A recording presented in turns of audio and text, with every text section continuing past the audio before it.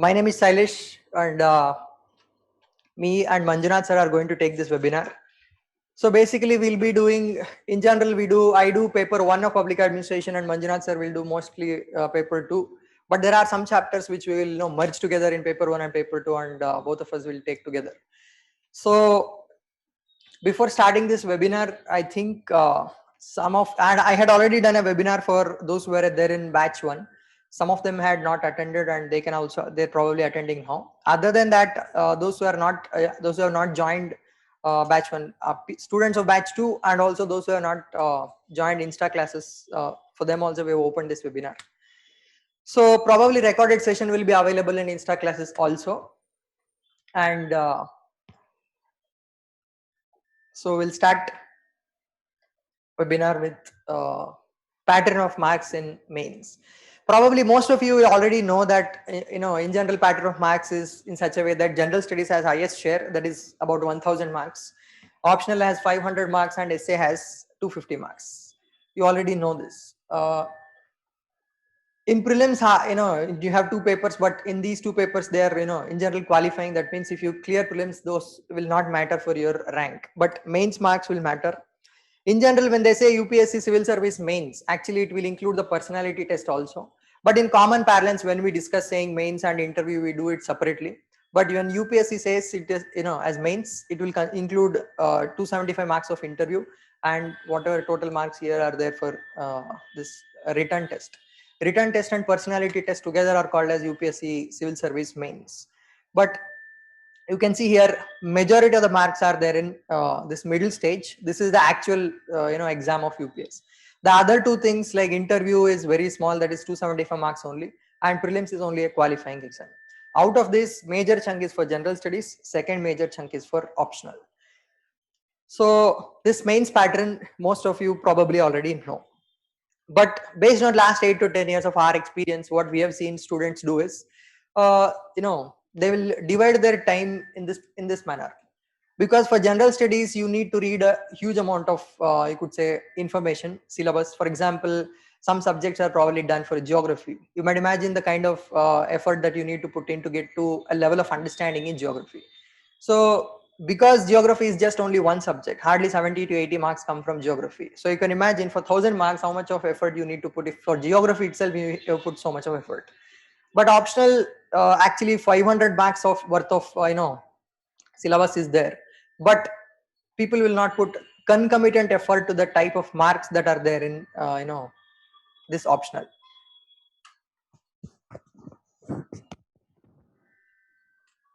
Someone is saying unable to hear you, no audio. I think Sanket, it is a problem with your laptop or something. It may be muted because others are able to hear me. Please check once. And also in Zoom, you have to enable audio, enable computer audio, or some pop-up will be there. Please click that, then you'll be able to hear. And essay is about 5% of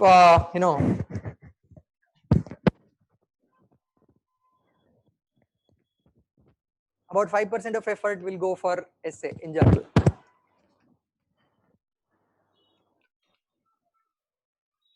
And coming to the pattern of exam, so in general studies there is no choice. You'll have to study all the subjects and you'll have to answer all the questions. You might have seen previous year's mains question paper, even last year's mains question paper also. Basically, there will be 20 questions. 10 questions are of 10 marks and other 10 questions are of 15 marks. But in optional, slightly the pattern is different. There is choice. 8 questions will be there, out of which you need to answer 5. That means if there are some questions which you do not know, it is possible for you to skip those questions. So there are 8, out of which you have to answer 5. These 8 questions are divided into 2 parts. One, the part A and part B, 4 questions each. In each of these part A and part B, first question is mandatory. That means part A 4 questions are there, part B 4 questions are there. You can see here. This way it will be arranged. In part A, first question, and in part B, this first question, that is 5th question, these questions are mandatory. This is the same pattern that UPSC is following since 5-6 years. Even before that, it was similar. The slight change was there, but probability was very high, 90% plus, that they will follow the same pattern this year also. So these ABCD questions are 10 markers. You can see each of these 8 questions are 50 markers. Each of them is offer 50 marks, out of which you need to answer 5. Totally, how many marks are there? 5 questions into 50 marks. Each paper is 250 marks. So 250 marks paper will be there.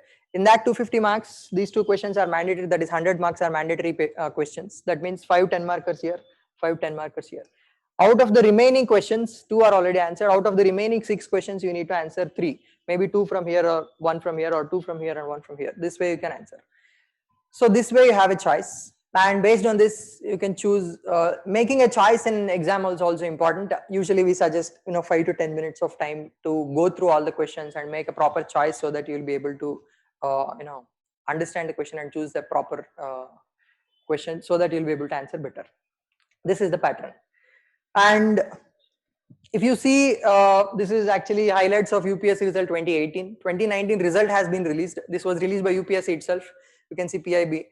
And among the well-performing optionals, UPSC has listed in 2018 itself as public administration as one of the subject. In 2019, most of you probably know that it is one of the best performing subjects.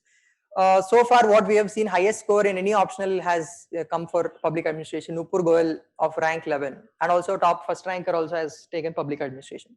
So in the last 2-3 years, actually it has performed very well. So this is just to set the context with regard to mains and public administration as an optional. In this webinar, what we are going to discuss basically is, first thing, orientation to the subject of public administration, and basically what UPSC is expecting and what you have to study, how classes will be structured here at Insights. So what is the advantage of taking public administration, and what is the disadvantage of taking this optional, and also at Insights how we will be able to help you to go through this optional. This is how we have structured this webinar, so that you'll have a clear idea before we start the optional.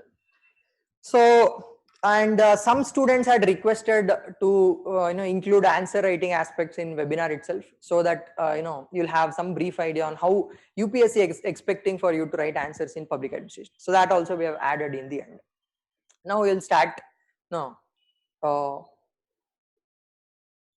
actual public administration aspects. Someone is asking, Zoom call was paused. Can you please show previous slide? Previous slide is basically highlights of UPSC result 2018, and before that a pattern of mains marks. There is no substantial information there. From here you can just listen to the webinar. It is sufficient. So if you take public administration as an optional, like I said, you may have some advantages and some challenges as well. In general, in GS2 probably you are already attending, most of you are attending polity classes, and 70% of polity and governance aspects is basically covered in public administration itself. Even more than 70, taking a conservative estimate, we can consider it to be 70%. The remaining part of GS2 is which subject? In GS2, have you seen syllabus of GS2? Other than polity, governance, social justice, you have international relations. International relations will not be covered in this public administration. But remaining aspects, even some part of social justice will also be, schemes in governance itself, it will be covered. But international part will not be covered. So you can consider about 70% of entire GS2 has some overlap with public administration as optional. And if you come to GS3, in PubAd, you have 2 units called as financial administration and financial management. These 2 units have an overlap within GS3, that is, you could say fiscal policy, monetary policy, budget. All these provisions overlap with financial administration and financial management with public administration. And disaster management, in significant issues in Indian administration, disaster management is one of the point in syllabus in public administration. Same thing is there in GS3 also. So in GS3, about 30% of overlap is there between public administration and this GS paper. And in GS4, actually GS4 paper, there are actually 3 subjects you could say combined in GS4 paper. One is a little bit of philosophy where some of the thinkers are there, and John Rawls' theory of justice, utilitarianism, deontology. These are some philosophical aspects of ethics. And then psychological aspects of ethics are also there, like attitude of a person, behavior of a person, And the third aspect is public administration aspect. When they introduced ethics paper, we had assumed that, okay, equal weightage will probably be given for philosophy, psychology, and PubAd aspect. But based on pattern of marks, actually more questions are coming from public administration aspect. That is 40% of questions in ethics also come actually from, you could say, public service values, RTI, and corruption related. All these aspects are public administration related. This also will be covered. So in GS 2, 3, and 4, there is a huge amount of overlap with public administration. This is where you will have an advantage, because whatever you study in public administration, you can write in GS also. And whatever you study in GS as examples and facts, you can write in public administration also as answers. And similarly, whatever current affairs you have read from monthly magazines or daily insights, current affairs, ICANN videos, all these things, we can use in public administration also. So it will give like an interoperability between the subjects, and that is actually advantageous for you, because same material you are reading, but you are using it in multiple places. So that advantage you have. So this interlinkages will not end here in GS2, 3. With GS1 there is no overlap between public administration and GS1, but in 2, 3, 4 it is there. And overall in general studies and essay, you will have deeper understanding of some of the issues. For example, take any particular issue. Corruption is an issue which is there in public administration. But if you ask somebody walking on the road, if you stop him and if you ask about corruption, they will give you 2 hours lecture on corruption. Everybody can talk about corruption, but the kind of material or the kind of, you could say, sophistication that a public administration student has will not be there with a layman. So that will help you in writing GS answers also. That will help you form an opinion on issues in a proper manner, considering all aspects of an issue. That is how it will help you in GS, writing GS answers. In essay also. In essay, you need to have a holistic perspective on a particular issue when you're writing a 10-page essay on something. And similarly, you can also talk about interview. In interview also similar aspect will be there. They will ask you a question, broad, open-ended question. In such open-ended questions, you will have, you could say, some sort of understanding, better understanding compared to others who had not have, had global, public administration as an optional. So basically, even fact specifics and examples, whatever you are writing in GS, same thing you can also add in public administration. This is you could say interlinkage between general studies and public administration. And yeah, broad perspective about government. So before you enter into service itself, you will have some sort of understanding of how government functions. So this is, you could say, some intangible type of an advantage of taking public administration. And basically examiners will also expect from you in general studies and PubAd in essay also to have some nuanced understanding with respect to how government works. That is where public administration as optional will help you. And building opinions for personality test we already discussed.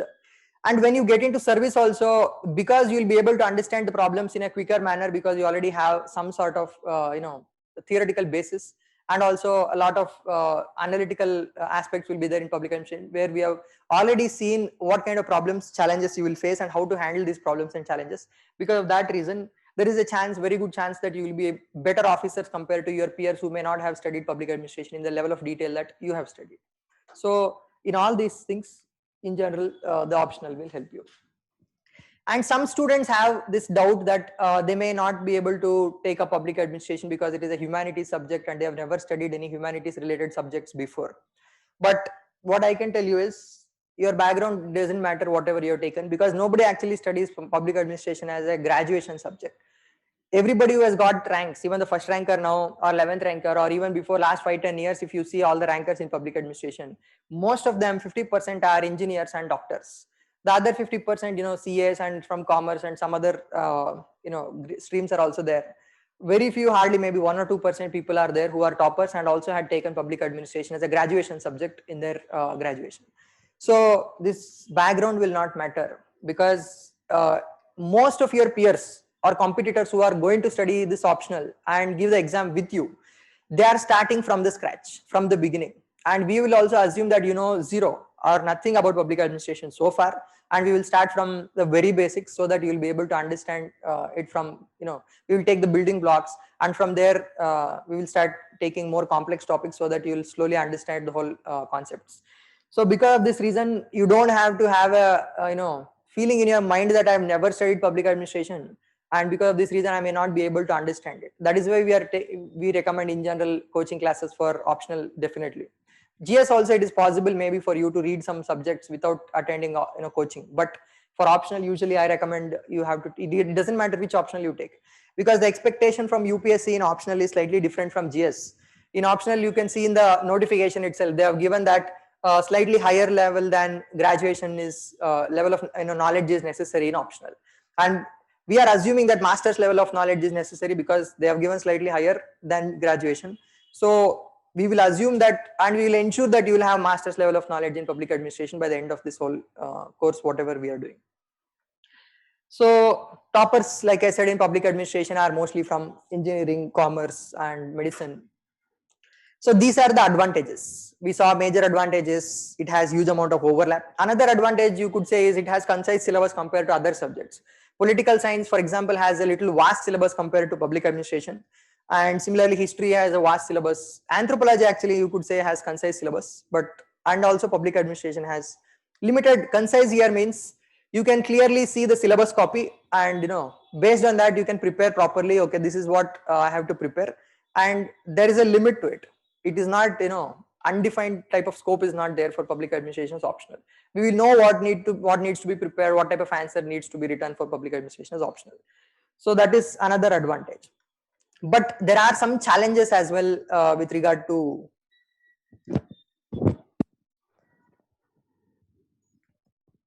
someone is asking that they want to increase the volume. So yeah, there are some challenges. It is not that there will be a trade-off when you take public administration or any other optional. For every optional, there will be some challenges compared to the advantages. One of the challenge here is it is not a static type of a subject where you take one book and or 5-6 books. Only whatever is on those books. Only same thing. If you just repeatedly read, that is enough. Here there is dynamism involved. That means current affairs, whatever is happening, you should be in constant touch with current affairs. Consider history, for example. Will it have any current affairs orientation? Not much, because whatever has happened has already happened, and the same history you will keep on reading. And once you study, the same thing 10 times, you'll have strong hold on the subject. So here, public administration will keep changing, because whenever election happens, a new government will come, new policies will come, new type of priorities will come into picture, and because public administration operates in the context of politics, because of change in politics and change in priorities, even public administration will also change.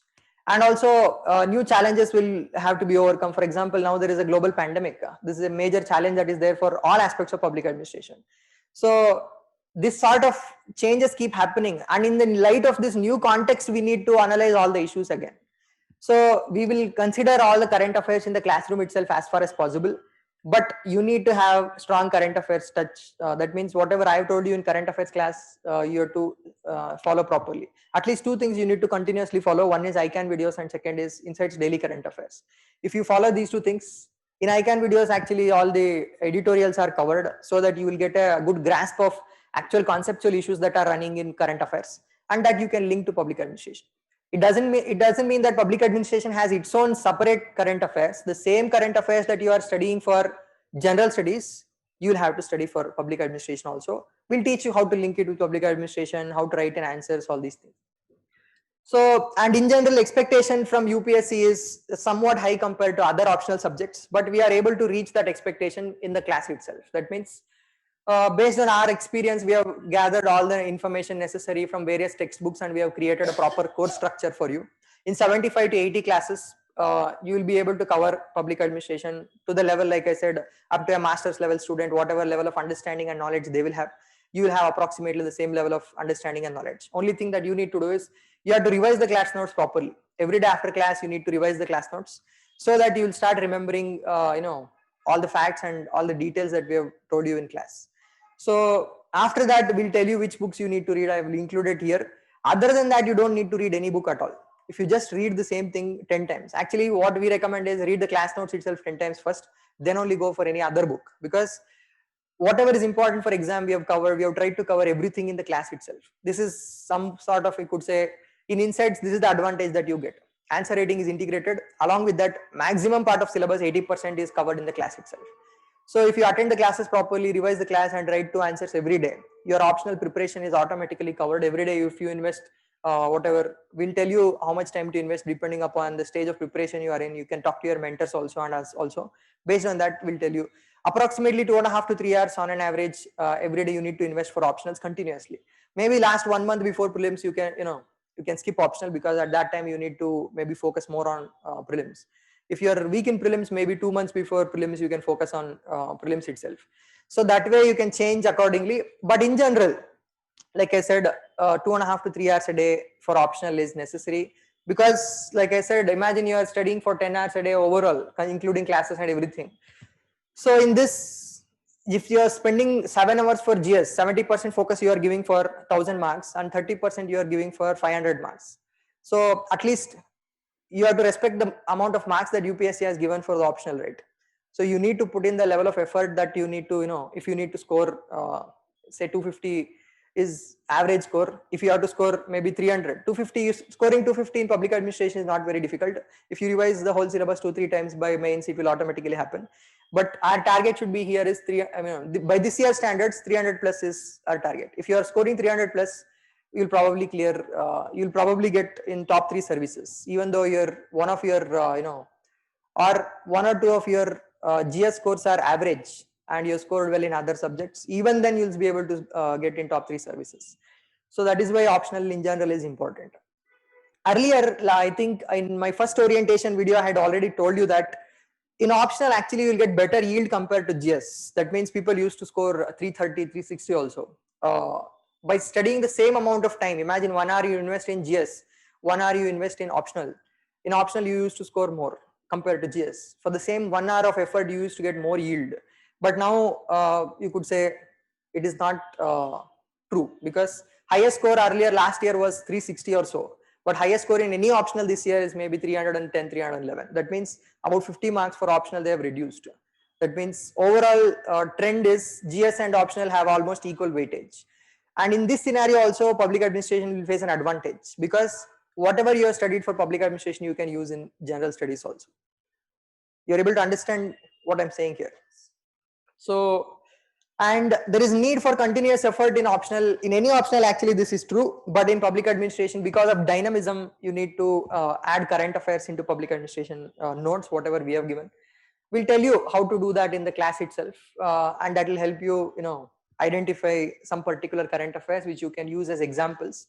And based on that, you'll be able to answer questions. I don't have knowledge of current affairs. I started preparing for October. Is it wise to take public administration? As everyone is saying, it is dynamic and paper is tough. Paper is tough is not very true, but dynamism is true. And for dynamism, you don't have to worry just because you have studied from optional, studied current affairs from October. That will not be a problem.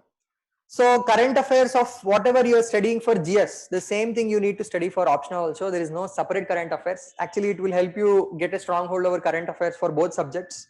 And for first 3 to 4 months, nobody will feel comfortable with current affairs. Even in your weekly tests also, you'll not be able to answer all the questions in current affairs. It will take 3 to 4 months for you to get comfortable. I told you this same thing in current affairs class also. So you may feel that, okay, I'm not very comfortable with current affairs now, but automatically if you are putting in the effort every day, whatever I told you that, read editorials and ICANN video and, Insights Daily Current Affairs. If you keep doing that, automatically you will get a level of proficiency in public administration and public administration related current affairs. So that will not be a major issue. I'll see if there are any other questions. Yeah, some of the questions Manjunath sir has answered. We'll be able to give you handouts of whatever we are telling you in class, and some of the notes will also be dictated. You can write down those notes also. Can we follow monthly current affairs PDF instead of daily current affairs? You can follow that, but you need to make sure that you will be able to revise them easily at the end. So you need to make a small note on the monthly current affairs magazine on the side or something, but you should be able to revise it easily at the end. I'm working professional. I have joined IPM 2.0. How can I integrate my IPM studies with PubAd classes? So like I said, if you are giving around 3 hours time for optional every day, then it doesn't matter whether you have joined Insta classes or IPM or core batch. It doesn't matter which course you have joined. You will be able to cover it because we'll have approximately 3 hour class, maybe 2.5 hour to 3 hour class for optional. And after that, you can spend maybe when the classes are there, these 75-80 days when the classes are there, you can spend maybe another hour to revise. When the classes are not there, you can spend 2-3 hours to do revision properly of class notes. And like we'll tell you which books to read. You can start reading those books. But first priority is for what? Class notes itself. You need to spend as much time as possible to get comfortable with the material in the class notes itself. Then you'll start understanding other things very easily because most of the things will be covered in the class itself. So Fadia and Lakshmikant enough for public administration. We'll tell you which books are necessary. Fadia and Lakshmikant are not necessary. If you are reading, basically there are a lot of books for public administration. Because of this reason, there is confusion in people's mind. But we'll tell you which is important for UPSC. If you just focus on that, it is enough. And there was a concern in people's mind that public administration as optional is not scoring well. It was true for 2 years, 2013 and 14, because 2000s was actually golden era for public administration. People used to score very high marks in public administration. At that time, high marks was actually maybe 250, 260. So they used to score, people used to, 2 or 3 toppers were there in top 10 every time. So a lot of people started taking this optional PubAd. And after this phase, UPSC wanted to disrupt this trend. That means because 80% of the students are taking PubAd, and in 2013 and 14, there were, in general, scores were less. 231, 267 were not very low scores at the time because in general trend of optional scores was maybe 280 was highest, and people scored 267 in this. But still, they were not able to score in top 20, top 50 ranks. Not many ranks were there because in general, 13 and 14 difficult papers were there and scores were low. And because of that, it created a fear in the in minds of aspirants. So they stopped taking public administration. In 15, you could see actually score improving because in general number of people taking public administration had reduced. And after that, you can see from 39th rank, 87th rank, 5th rank in 2016. At this time, probably hardly 12 to 13% of all students writing mains, only those many students had taken public administration. Now it is even lesser, probably less than 10% students are taking PubAd. That is why you can see there is an increasing trend. In 2016, 334, one of the highest marks. 2017, 320. 2018, highest score is 333. 2019, so far in the last 10 years, whatever we have seen, highest, one of the highest scores, rank 1, Pradeep Singh, and also Nupur Goyal, rank 11, 302. This 302 is highest in any optional so far what we have seen. That means more than 302, any optional has not scored. So you don't have to worry that public administration may not get good marks. First thing is very few people are taking optional this year, and next year also maybe from 9% it will go to 15-20%. That will not change the pattern of how UPSC will give marks. Usually when UPSC starts giving good marks to one optional or low marks to one optional, it will continue for 3 to 4 years. Consider anthropology, for example. Last 4 years, anthropology is performing very well. Last year, 360. Before that, 350. So these kind of scores are there. So similarly, this is the first year that public administration has scored highest, one of the highest in all optionals. Probably our expectation is another 3 to 4 years at least this pattern will continue, where if you take this optional and give your 100% effort in this optional, there is a very good chance that you will be able to clear it. So in a sense, you can say that this golden era of public administration has returned. It was there in 2000s, and later it was some other subject, anthropology or something else, and now again they've come back to public administration. So this fear, it is probably not there in anyone now, because in the last 2 years highest scores have been coming from public administration. But still some people have this concern that first thing it is dynamic, and second thing it has got low scores. So you don't have to worry about this aspect, that you may not be able to score well. And coming to some of the parameters on which you should choose optional. What should be the basis on which you should choose any optional? So how many of you have already chosen the optional, and how many of you have chosen the optional? Very few people have chosen the optional. How many of you have yet to decide which optional to choose? So more than half of you have to decide. So based on this, you can decide which optional you need to choose. First, whether you have adequate interest in that subject. Second, trend in scores in UPSC mains. This, like I said, already told you, trend in scores is good. Interest is subjective, depending upon whether you have the interest in the optional or not, you have to choose. Third is concise syllabus. What does it mean when I say concise syllabus? It should have limited amount of syllabus compared to, relatively, that means compared to larger optionals like PSIR or history or geography. And next, overlap with GS is also good in public administration. Availability of material and guidance. Here, for example, one of the students had come to me, he wanted to take chemistry optional. He had masters in chemistry, but we wouldn't suggest anybody to take mathematics, chemistry, these particular optionals where availability of guidance is very poor. That means we don't have mentors for it. We don't know what UPSC is expecting. Very few people are there all over the country who know exactly what UPSC is expecting. So you have to identify where they are. They're probably in service somewhere, and you need to talk to them, identify exactly what UPSC is expecting. So material also, it is very difficult to find. Hardly any coaching center is there for chemistry or mathematics optional. One or two will be there, and their material may not be of good standard as well. So because of that reason, some optionals which are, you could say, outliers, that means most people do not take this optional. There is no proper flow on what you need to do to be able to clear the exam. And because of this lack of information, some people, even though they are talented, even though they are willing to put their effort, they'll not be able to clear the exam in those optionals. But public administration, since a long time it is a popular optional, we already know what UPSC is expecting. And we know exactly what you need to do, what you need to study, how you should write answers. And in that sense, it is a good optional. Only thing you need to question yourself is whether you have a kind of, you could say, good interest in the subject. Why is interest in the subject important? Can anyone tell me why interest in any optional is important? Because you need to put in a lot of time to study optional. Because of that reason, so basically consider this as a metaphor. Taking an optional is basically getting married. You cannot keep changing your optional. After 2 months you feel, I don't like this optional, you cannot change it because you already put in a lot of effort, and 2 months is done. Remaining 8 months or 7 months, you cannot prepare suddenly another optional, and then you can.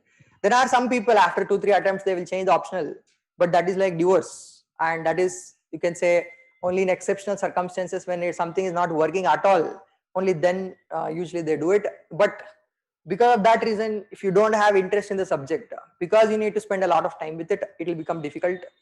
If you don't have interest, it will help you work through difficult times. That means sometimes you are not motivated. Imagine this is a marathon. That means first 2-3 months people have a lot of enthusiasm and they are putting in a lot of effort. Imagine 6 months are down the line, you wake up one day, you don't feel that energy. And if you have good interest in the subject, even on those days when you do not have sufficient amount of, you could say, will or energy, even in those days you can move forward, because it is very difficult to push yourself to study subjects which you do not have interest in. But here you can push yourself to make sure you'll study that subject. So it will help you explore, know and understand better. Sometimes what we do is, in class we will tell you exactly what is important for the exam, what you need to do, and extra effort, maybe 5 to 10% of extra effort by going into ministry website. Imagine we will do rural development, how rural areas in India are there and what are the problems they are facing. You can go to Ministry of Rural Development and you can find some case studies on what they have done in particular villages, and you can write that as an example. If you have to put this extra effort, then you actually should have interest in the subject. Then you should see yourself as an administrator in future, how you can implement these ideas, how you can think of some good practices are done. Niti Aayog has uploaded in their website. You can see those good practices, keep in your mind, write in the exam. And also, if you once you get into the service, imagine you are a subdivisional magistrate or district collector, you can utilize the same ideas and same practices that have helped other villages or other districts, and then in that sense you can be a better practitioner compared to others. So it will help you, if you have interest in the subject, it will help you explore and know a little more.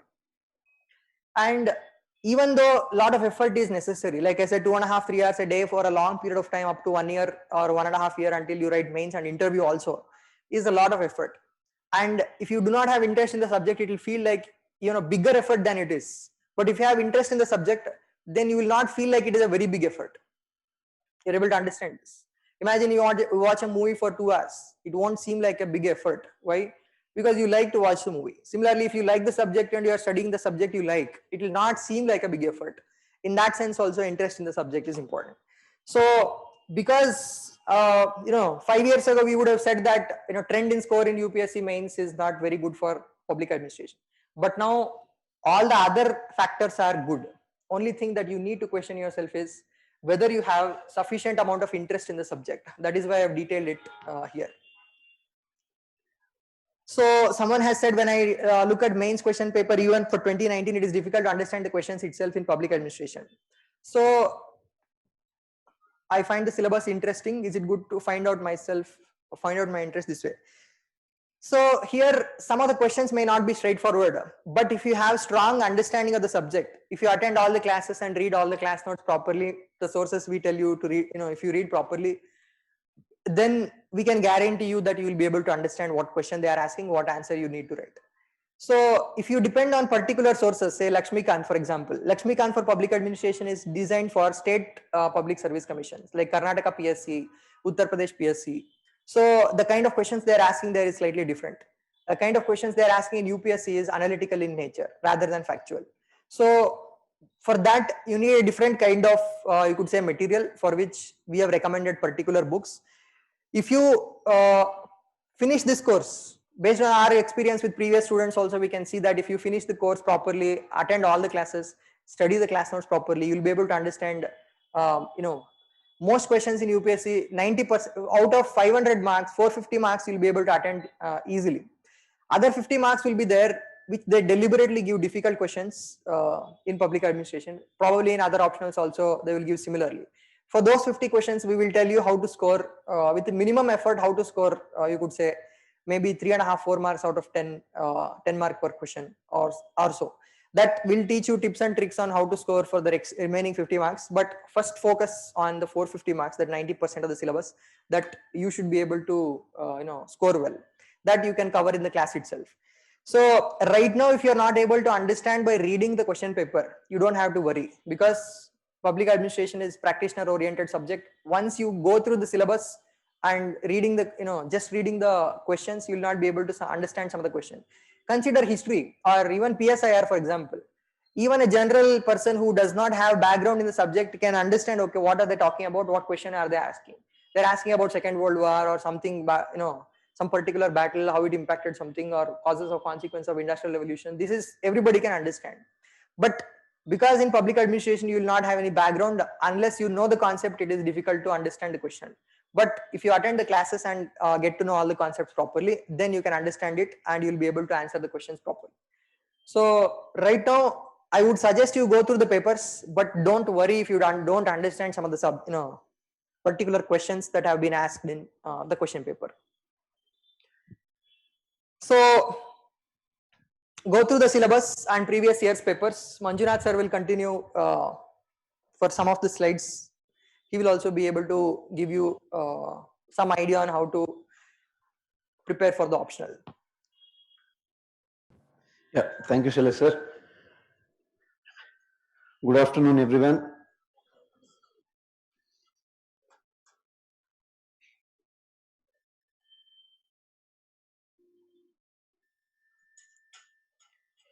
Yeah, as Shailesh sir has already mentioned, so in the recent years, again, even this year, if you have seen the scores, so look at this, rank 1, Pradeep Singh, rank 11, Nupur Goyal. So public administration actually has scored wonderful marks this time. In fact, as we have already mentioned it, it has apparently been the highest score in any optional for that matter. So I think more or less Shailesh sir has tried to clear all the myths that were there. Because what happened was some kind of prejudices were there that it is not scoring, so that it is very difficult, so those kind of things. So that is not actually true. So it is dynamic, that we can't deny. So the point is, the nature of optional itself is like, because it is dealing with the government, so the kind of priorities of governments will change, the challenges will change. Now look at all of a sudden you have in 2020 COVID situation. Nobody has envisioned something like this. Now again, in this context, how will the government work? We all know that this kind of situations even government has faced for the first time. So how will that work? For that, again, you need to have understanding of public administration. Like let's say you're a a district magistrate of a district, and then you have to coordinate all the departments. And even if you have a like something like a health disaster, so when will you centralize? When will you decentralize? How will you get the work done from your subordinates? So much of things has to happen. So those are all related to what you call as the management things. So those management things is actually the crux of our administration. Fine. Yeah, we'll when we go through the syllabus, and then I'll give you those examples on those things. Fine. Yeah, as even parameters. So sir has clearly mentioned. So these are the parameters, because more or less everybody knows that what is a major aspect on which most of the students choose the optional. This is the most important one. So that we go with only scores. Of course, scores are important. So as sir has already mentioned, you have to consider multiple parameters. So if you decide only on one parameter, then like let's say you started the optional and then you feel like, okay, fine, optional, people told me that it is scoring, but then I don't find any interest in the optional, or like let's say syllabus is very huge. Now, if you have gone through the last year's schedule of UPSC mains, what happens is after GS, like let's say once you finish GS3 and GS4, you'll have 6 or maximum 5 to 6 days gap before your optional start. So in that 6 days gap, that's a very crucial aspect.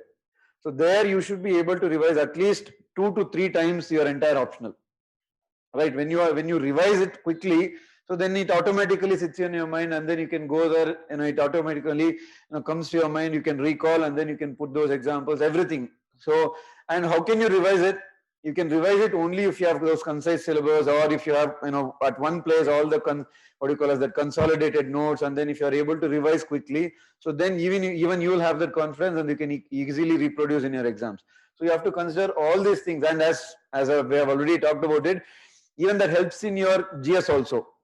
But that doesn't mean the same things. The basic point is, if you have an understanding, like let's say we study about, what is the importance of civil society, what is the importance of media, what is the importance of, like let's say SHG, cooperative movements, RTI, social justice, welfare schemes, so many things we study. Even in polity, I keep telling those things. The same things will be there in your GS2 also. If you have gone through GS2 syllabus, more or less the same thing matches. So what you have to do is, you have to, in GS2, or in GS2 or GS3, or even in GS4, the ethics, second part of your ethics. So more or less what you have to do is, you have to write in a simple language. Here in optional, you have to, quote those theories, all those things. So eliminate those theories and then quote the same thing, same examples. Like let's say when you're talking about role of civil society, the same thing, like Jan Lokpal bill was because of the movement because of the India against corruption movement, or the role of media, how does it influence policy making?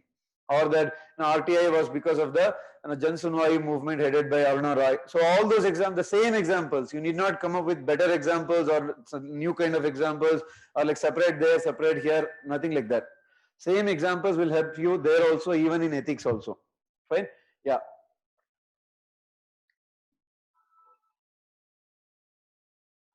The next one, as we have already mentioned, so how can you prepare for this? So first what we need to do is, you have to go through the syllabus once before, because obviously we are, as a fresher, you will have a lot of doubts about what kind of optional should I choose. Your interest might also differ. Sometimes when you go through PSR also, you'll feel, I think this is also fine. When you go through PABAD also, you'll feel, I think this is also fine. I have interest in both. So then obviously you have to go through the syllabus, no doubt about it. So even I'll take you through the syllabus, what are the major chapters, and what does it actually deal with. Fine. And previous year's paper also. That is also necessary. And somebody was already asking that previous year questions were a bit dynamic, so we might not be able to answer those things. Not necessarily, actually. If you have gone through the classes, if you have the basic understanding, and if you have understood those important thinkers, and there are a few chapters like comparative administration, development administration, public policy, all those things, 100% more or less any question you will be able to understand. You will be able to attempt those also. Yeah, now let's start with syllabus of paper 1. Fine, because it's very important, because if you get those major idea about what actually public administration deals with. To put it in simple words, it deals with in and outs of how government functions. Like let's say, as we have already discussed in polity also, we'll have 2 executives in government. One is permanent executive, another one is political executive. So what is the relationship between bureaucracy and ministers? So their priorities will be different. Your way of thinking will be different. How will you come to a common ground? You have to understand what are the people's demand. All those things So more or less, that is the overall crux. Let's say in the paper one, what does chapter 1 deals with? So like any other optional, the first chapter deals with overall, what do you mean by the introduction chapter? How did this public administration as a discipline, as a study arise? So in fact, even if you can, in Indian context, you can trace it to Kautilyan times also, Machiavelli times, everybody. But in the modern times, the foundation was laid by Woodrow Wilson, who was also the president of US. So he found out that, I think, whatever the constitution says, so constitution might tell anything, but actually what are you doing it on ground? So that is what will have the ultimate impact for the common man. Constitution might be the best one, but what if you can't implement it on ground? Constitution might tell fundamental rights, DPSP, everything it can tell, but what if that is not implemented on ground? Right? Challenges will be, too many challenges will be there. So because of that knowledge, because of that concern, he started to realize that we need a separate study of how to implement things, how to realize, how to get those things done on the ground. So that is the overall concern of how this public administration as an optional, the route started there. Fine. So then overall, how did it evolve from that time? Like public administration of Woodrow Wilson, he calls it as politics, administration, dichotomy, all those things. Those are all technical words. We'll come to that later. And what is the present status? Now look at the keywords like new public administration, public choice approach. How has LPG been an impact on this? What do you mean by good governance? What do you mean by NPM? Because as with respect to any kind of optional, you take it sociology or anthropology, whatever it is, every optional goes through different phases. The challenges it faces will be different. Woodrow Wilson times will be different, as we keep telling in polity also. Now when you come to like 1960s, so after Second World War, all those things, people started to feel that public administration is not functioning well, as a subject, not as a subject we're telling, as a practice, that bureaucrats are not functioning well, government is not implementing things properly. So then they started to come up with an idea called as new public administration. That means whatever was the old ideas of Woodrow Wilson, so that is not enough. We need to have new way of thinking. We have to give new values to public administration. So that's when you had something called as new public administration. There are theorists like Dwight Waldo, so many people are there. So in the context of that, we'll understand what do you mean by new public administration. It's about evolution. Like any country evolves, like any subject evolves, so obviously public administration has also evolved.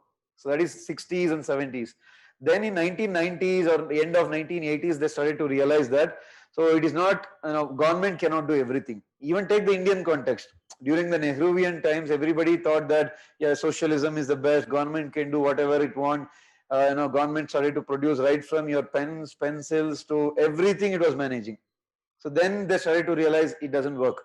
So then they came up with a new approach called as new public management or public choice approach. Fine. Today actually we have an era called as network governance. It means government cannot do everything. You have to work in a coordination. Means you have to involve private sector also. Now we all know that you have something called as PPP projects, which is very famous, public-private partnerships. So how did that come up? Because they started to realize that government cannot do everything.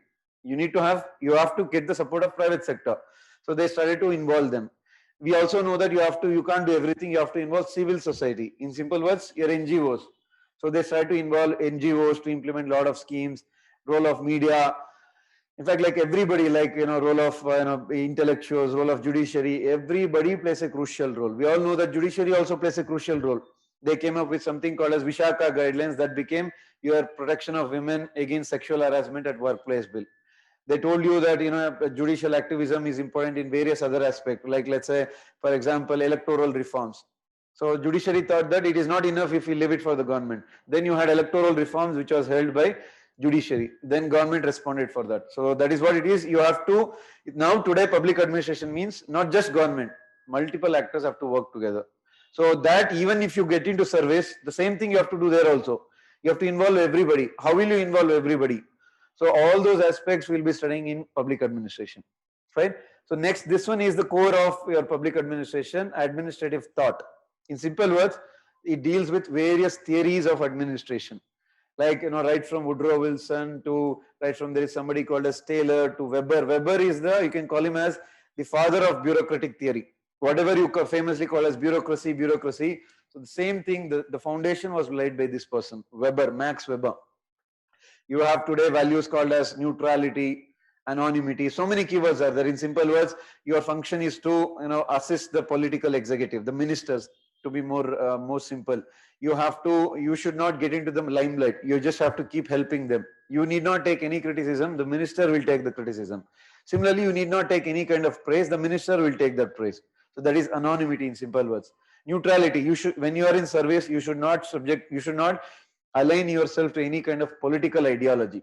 Like let's say, imagine you getting into civil service, and then if you start supporting a political party openly, so then obviously another political party will come, or there will be an opposition.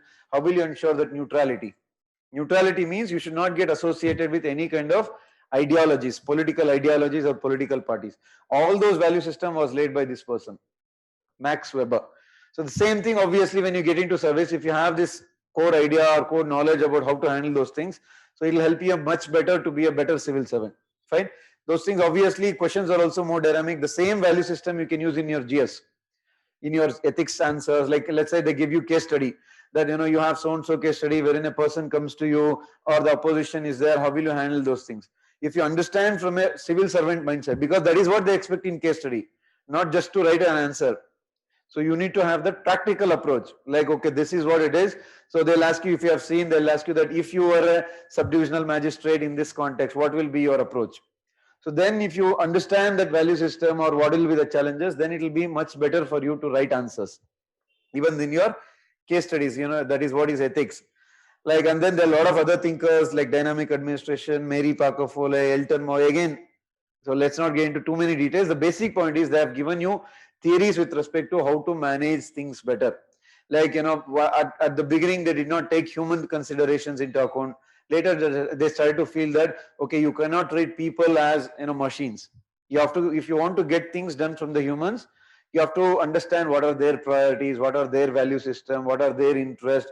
So take that into account, and then only you can get the best out of your employees or your subordinates. So all those things were core things which were laid out by thinkers like Elton Mayo, thinkers like Chester Bernard. How to take decision, Herbert Simon. So decision making, like imagine you're a civil servant, every day in and day out you have to take decisions. A lot of people come to you, a program might not be implemented properly, there might be complaint that your subordinates are involved in corruption, or there might be complaint that they are not responding properly, there is a flood, there is so many challenges will be there. Like take the COVID instance itself. How will you handle those things? You need to have, obviously you have to have knowledge about how to get things done, or how to tell your subordinates how to do better. All those things are laid foundations in these theories. Fine. Yeah, next one is administrative behavior. So at the core of this is techniques like how can you take a decision, communication, or like how will you communicate to your superordinates, how will you communicate to your subordinates. What do you mean by leadership? We all know that today civil servant doesn't mean just a kind of a employee or like assisting somebody. You have to be a leader. So what are those leadership theories? More or less, even your general knowledge will help a lot in understanding what do you mean by this leadership. How will you lead a people? How will you lead a team? So all those things will help you very much in that understanding your theories of various forms of leadership. Right. So next, this is about how does a government work, because we all know that there are a lot of bodies. There are independent bodies, regulatory bodies. There is something called as corporations, public sector undertakings. So why are there different types? There is something called as line agency, staff agency, headquarters, field relations. Now imagine there is the headquarters is in your capital city, and then there are a lot of like there is secretary. You become a secretary. You'll be in your secretariat in your capital city. They're like Ministry of Rural Development. You are Rural Development Secretary. Your officers will be working till at the level of your villages. There they'll be implementing a women development program or NREGA or whatever it is. How will you communicate it to them? What should be the relationship? How will you ensure that the money you release here is implemented properly there? When will you ensure that the communication happens properly? It's a huge task. So all those things, what are those challenges? The same things you can implement in your case studies also, or in your GS understanding also, GS2 answers, everywhere you can implement that. Fine. Next comes again, as I told, accountability and control, which is very important in the government context. So even that will help you in your GS4. Like if you go and look at your GS4, especially the second part of your GS4 ethics syllabus, more or less everything deals with RTI. You'll find those keywords: RTI, Citizens Charter. Now look at here: Citizens Charter, civil society, social audit, right to information, RTI, interest groups, media, voluntary organizations, civil society. What is the role of citizen? What is the role of judicial control? What do you mean by accountability? All those keywords, if you go back and look at your GS4 syllabus, exactly the same keywords are there. The same concept, the same examples, same kind of understanding, which will be reflected in your case studies also. Fine? As we keep telling, because we all know, we call media as the watchdog of democracy. What do you mean by that? How can media play a greater role? What do you mean by investigative journalism? Everything will be understood in these chapters. Find the same knowledge. In fact, when even when we were writing, the same knowledge we used to apply in GS4, the same knowledge we used to apply in GS2 also, because there is no extra reading needed. What you have to do is you have to take out those theories and write the normal concept. You have to write it there. That's it. Because there you have to write it like a simple answer. Here you have to link it more to the theories, all those points. Fine. And then administrative law. Remember in the polity class we were discussing about rule of law, Professor Dicey, all those things. The same concepts will be covered here, much more detail. Look at this, Professor Dicey. Professor Dicey on administrative law. So what are those? Obviously the theories, all those things, the technical aspects will cover in your optional classes. So I am giving you an overview of what is the syllabus. Professor Dicey, delegated legislation. Remember I told you about those things also. Even in your polity classes you will study that. Delegated legislation means the legislature will give you an overall framework. So what should the executive do? What should bureaucrats do? They should add the blood and flesh to it. The rules, regulation, how is it implemented, who are the beneficiaries of a program, or what will be the fine, what will be the penalties, all those things. That is what it is done. So now what will we study here? Why did this concept called as delegated legislation come up? So what are the challenges? What if they do something wrong? Will the legislature check it? So all those things we'll be studying in what you call as delegated legislations. Fine. In simple words, your rules, regulations like civil service, all India services rules, central civil services rules, or RTI rules, or any kind of rules for that matter, Consumer Protection Authority rules. For everything you'll have rules. Motor vehicle amendment, for that you'll be having rules. So how will they frame it? What are the challenges? All those things you'll be understanding here. And then is your tribunals, administrative tribunals, like your central administrative tribunal, state administrative tribunal, national green tribunal, income tax tribunal. Why did those things come up? How will they reduce the burden on judiciary? So are they functioning better, or should we reform them so that they act as a what do you call as assistant or a complementary for administrative, not administrative, the judiciary? Those points we'll be studying here. The same things will be applicable in your, like even in 2018 in UPSC GS2, they had asked a question on this tribunals and delegated legislation. Exactly the same concept, nothing differs. Even if you can go back and cross check also in your GS2 syllabus. Fine. Next comes your, again, another kind of theory aspect. This is section 2 of your public administration. Whatever we discussed earlier was section A, because in every paper you will have two sections, section A, section B.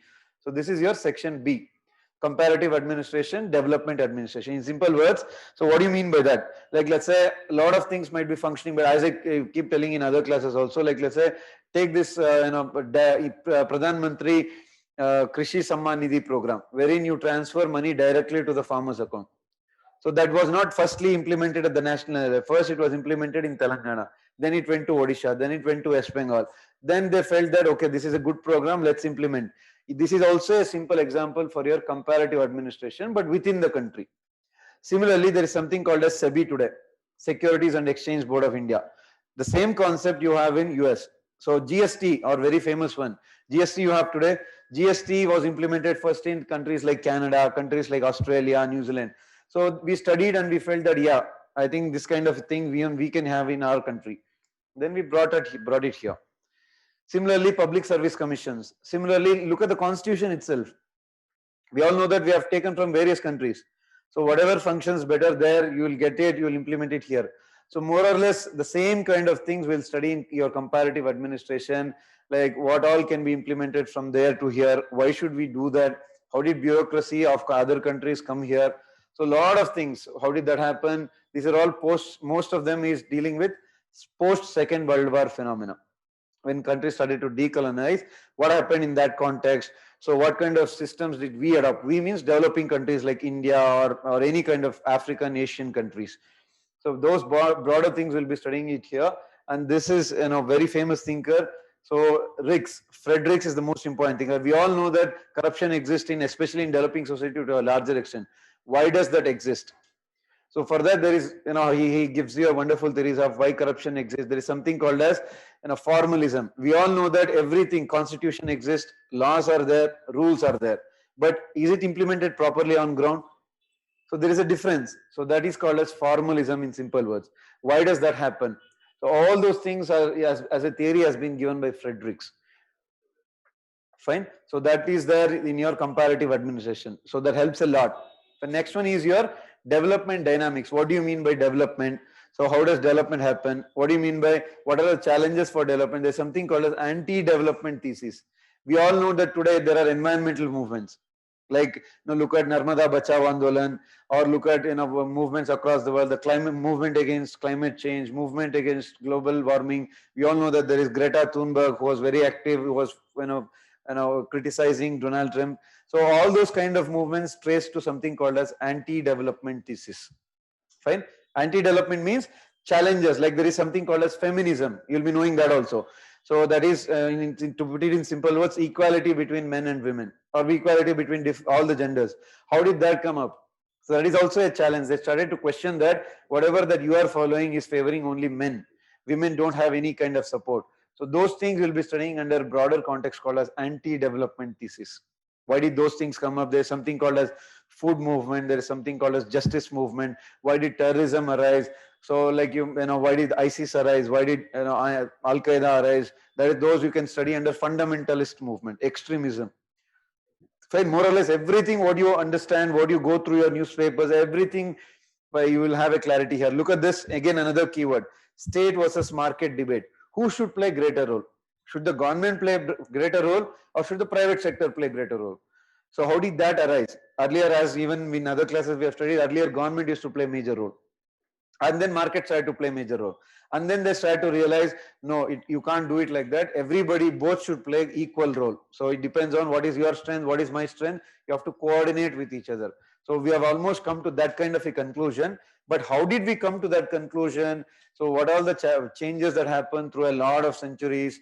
All those things will be studying under your state versus market debate. You will study here Karl Marx, Adam Smith, and then how did India approach this Nehruvian socialism? What is 1991 economic reforms? Which will help in your GS3 answers, which will help in your GS2 answers. You can structure there.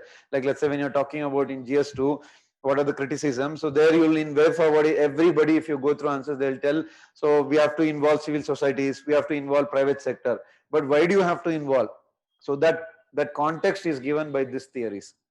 Fine. So that is what we are telling even Shalesa, that is what we have referring to that. If you have clarity here, that clarity will automatically reflect in your answers. So that is where, like let's say everybody write answers. But what differs is clarity in what you write. So that for that clarity of concepts, so it will be given in these things. Fine. Because ultimately public administration is all about how the government works, what are the challenges. And look at other one, women and development, SHG movements. SHG means like you have something very famous program called as Kudumbashri in Kerala, which in GS2, if you have seen, more or less everybody quotes. But what is that program? What is SHG? Even this keyword you can find in your, even this keyword called as SHG and women and development, you can go and check back in your GS2 syllabus also. The same keywords are there. What do you mean by SHG? What are their roles? What do you mean by, like let's say there is a program called as NABARD, SHG bank linkage program. All those contexts will be studying it in your this chapter called as development. Yeah. So next is about your personal administration and public policy. Personal administration means like what are the challenges in your administration with respect to your personal things, like how are they recruited? So what is the recruitment process? Next, these chapters will deal you about like what is the recruitment, how does the training happen? So what is about promotion? So when does the promotion happen, or what about transfers, or what are the grievance redressal? All those things related to your service related things. Like when you get into civil service, So right from your recruitment, whatever the process which the UPSC conducts, right then till your entire code of conduct rules, grievance redressals, promotions, pay and surveys, what should be the salaries, everything will be dealt in your personal administration. Fine. Next is about public policy. In simple words, how is a policy framed? So because there will be a lot of pressures, like you have so many new policies which keeps coming up, policy on children, policy on women. So like that, how is that policy framed? Who all plays a major role? What is the role of pressure groups? What is the role of people? Everything will be studied in your public policy approaches. Fine. Yeah. Next is about how will you improve administration? How will you manage things better? What is the role of e-governance? Like you have now a lot of everything is digital now. There's Digital India programs. Everything is monitored. Like there are Pragati schemes. So many things are there that falls under your techniques of administrative improvement. Fine. How will you monitor things better? Next is your financial administration. Like look at the keywords like budget, like accounts, auditing. What is the role of CAG? What are different kinds of budgets? What is the role of RBI? Monetary policies. What are different tools? The same things as Shailesa was mentioning. These things will be there in your economics. GS3 also you'll get that. Even for basics, it will help you for that. Fine. This is the overall your GS1. Paper 1 of public administration. Fine. And more or less these chapters, like let's say your financial administration, this will be linked to your financial management part of your paper 2. Like look at here. So in Indian administration paper 2, first chapter is about how did Indian administration evolve. The role of Kautilya, again in your GS4 it will help. Look, what is the role of legacy of British rule in Indian administration, like rule of law, like Government of India Act 1935, the same things which you are studying in your polity. So how did that impact revenue administration? What you call as the role of DC, or the concept or the position of DC, everything was a British legacy. So how did that come up? What do you mean by district administration? Self-governments, what do you call as panchayats, municipalities, what was there? The foundations were laid during British times. The same things we'll be studying there, which will again help in your GS2. It will again help actually in your GS4 also. Even the Mughal administration, how did it change? Evolve from Kautilya to Mughal to British, the evolution aspect. But next is your philosophical, like what we study in your polity. This is more or less the crux of this paper 2 is what we study in polity. So polity, what we study there, it will help you here. What you study here, it will help you there. Look at the concepts like salient features and value premises. That means what we studied as socialism, secularism, justice, equality, same things. Similarly, constitutionalism, political culture, what is the relationship between bureaucracy, democracy, bureaucracy, development, exactly the same thing which you study in your polity. Fine. And then comes your role of public sector undertakings like BHEL, BEL, how did they evolve, what was the role that they played. So those things we'll be studying it here. So the details obviously we'll understand in your concepts, in your classes. Then this was about your 5-year plans. Now obviously it has changed because now there is no planning commission, but then the overall understanding should be there. Look at those keywords: planning commission, National Development Council, how are the plans formulated, what do you mean by decentralized planning, those aspects. Fine. Administrative reforms, second ARC, first ARC, what is their importance, what are the major committees. So that you will be studying it under your administrative reforms chapter. And this is exactly what we study in your in your polity also. What do you mean by union government? What are the people important there, like parliament, government, judiciary, prime minister, secretariat, ministers, commissions, board secretariat, exactly, which will help you in your polity also, GS2. Same thing at the state levels, exactly what's there at the national level, at the state level. And then district administration, what is the role of collector, DC? So what is the role of district administration? So what is the district administration and decentralization, relationship between district administration and your rural local bodies and urban local bodies, those points. Fine. So next is again what we study as your 73rd, 74th amendment, panchayats, municipalities. That's the core of your these two chapters, very simple ones. Directly you can use it in your GS2, in your polity answers also. Fine. Next, law and order, in simple words, police. So what are the challenges for police? What is the role of SP? How has that changed? What do you mean by why are there a lot of criminals entering into politics? Now it is 42% of MPs have criminal charges against them. Why did that happen? How did that evolve in the post-independence period? Those things will be studying under your law and order administration. Next is significant issues like, as we were talking about, look at this word, disaster management. The same things which you find in your GS3. citizen administration interface. What do you mean by corruption? Why does that happen? What are the values of public services? National Human Rights Commission. You have those, again, those same topics in your GS2 and GS3. Fine. So next we will be combining these chapters, civil services and financial management, with personnel management and financial administration of paper 1 when we conduct the classes. And this is the overall crux of the syllabus of your public administration. Fine. Now, so I think you got the overall picture about what does public administration deals with, all those things. But how will we be conducting classes? So what we have decided is, because even in GS also we do the same thing. So we decided to, so that to give 2 daily questions every day, so that you start the habit of answer writing, like we do in Insta classes also. Whatever we do in the previous class, you will be given 2 questions every day. You have to write answers for them. So that when you start writing answers, so gradually, if you start taking feedback from the beginning itself, so by the time your mains comes, you will be ready with how to answer, how to handle those 3 hours, how to structure your answer. What do you mean by introduction? What do you mean by context? Everything we'll be studying it here. Fine. And then obviously, we also, as I told, we'll be combining your whatever the chapters that overlap in paper 1 and paper 2. Like for example, there's something called as personnel administration in paper 1. So that will combine with civil services in paper 2. So that, because more or less everything deals with the same thing. Fine. Similarly, we'll be combining financial management with financial administration, like budgets, RBI roles. So government roles, accounts, auditing, everything will combine. In general, we'll finish paper 1 first and then we'll move to paper 2. The reason is paper 1 mostly deals with your theory, concepts. So first we'll lay the foundation for that. Once that is clear, then we can move on to your paper 2, which is more about practical administration, on ground, or Indian administration. How does the DC implement those things?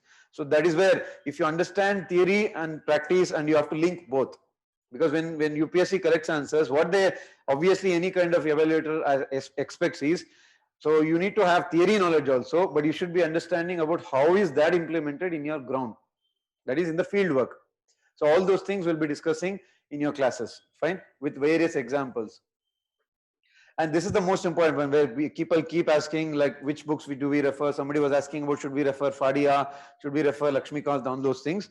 So as with our experience, we can clearly tell that if you refer to Radha Binod Aribam, he is the author for both paper 1 and paper 2, that is more than sufficient.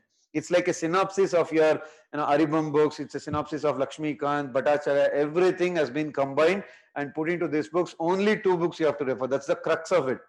More or less 70 to 80% of whatever is needed for exam, everything is completed in just 2 books. One for paper 1, one book for paper 2. That's it. So even if you look at other options, you have to take lot of things, lot of options, a lot of authors, everything. That is not needed here. 80% nearly at least will be covered in this. For few value additions, you have to study few chapters from Bhattacharya. Not like every chapter. Few chapters that we'll be mentioning when we take up the classes, like let's say around 10 to 15 chapters. That's it for value additions. But the crux is in your Radha Binod Aribam book. Fine. And then few thinkers from Prasad and Prasad for your paper 1. Like as I told, Weber, all those things. More or less, even this one is covered in Radha Binod Aribam, but for value addition, you can refer this. But even more or less, even like the same thing for your Rajni and Goyal. Most of things will be covered in this book. Few value additions, few chapters you can study from Rajni and Goyal book. Fine. And for some other recommendations, you can go for second ARC reports. Again, somebody was asking about, should we read all the second ARC report? They are very bulky. Each report will be like 200, 300 pages. First point, you don't have to refer all the reports. Second point, you have to refer only few reports for second ARC, from second ARC for PABAD, like we have written, like ethics in governance, 4th report, 10th personal administration, all those things. Even that, more or less, if you study the overall the summary of recommendations, that's more than enough. Fine. So you don't have to read the entire report, because that's not necessary also. So even if you revise the summary of recommendations, that's more than enough. I think if you have clarity with respect to this, more or less every doubts will be clear. Because most of the people think that we have to refer a lot of sources where you have to keep searching. So that is not true. You just have to refer this book for almost 80 or 75% of your entire syllabus. Fine, it's like a synopsis. Like we mentioned that polity for Lakshmikant, it's a synopsis of D.D. Basu, it's a synopsis of Subhas Kashyap. Now nobody goes to D.D. Basu and Subhas Kashyap. Exactly the same thing is like Radha Binodarivam. It's a synopsis of lot of previous other books. Fine? Yeah. So what is expected by UPSC? As when we have discussed throughout the session, you need to think like a practitioner. It's not enough if you just by heart and you can't reproduce. You have to link. That's what we have written. You have to link theory to practice. You have to link practice to theory. Like in paper one, what you have to do is, so you have to link theory to practice. Like for example, like you might be studying something called, as I mentioned, the value of neutrality, value of anonymity. You should write that in your, like how it has been implemented by a secretariat or by a bureaucrat. Like similarly, you have to link. So what was, like there is something called as Lakina model in UP. So we all know that district collectors now have enormous burden. So many files you have to look into. If you ask any district collector, he'll tell you that, you know, meetings every day, you'll have n number of meetings and all those things. So for that, he came up with a model. So he linked it to theory. That is, when he became a civil servant, that model has become very famous, Lakina model. Fine. So he had reduced a lot of burden. In fact, that is a model for the entire country now. So that is how you are applying practice to theory. The same things you need to write in your answer. Fine, which will help in your case study approaches also. Yeah, similarly, what we are trying to say is you have to link paper one, that is more or less your theory and concepts, to your paper two, Indian administration. Fine, knowledge around master's level, because that's what I was even in the beginning I was referring to. In GS, you are expected to write like a layman, like a common man. Now, language should be simple. That is more or less graduate level. But in optional, you need to have somewhere around master's level knowledge. So that is, you need to have both theory as well as practical. You need to have those, what are those thinkers, how will you link all those aspects. A kind of mastery should be there.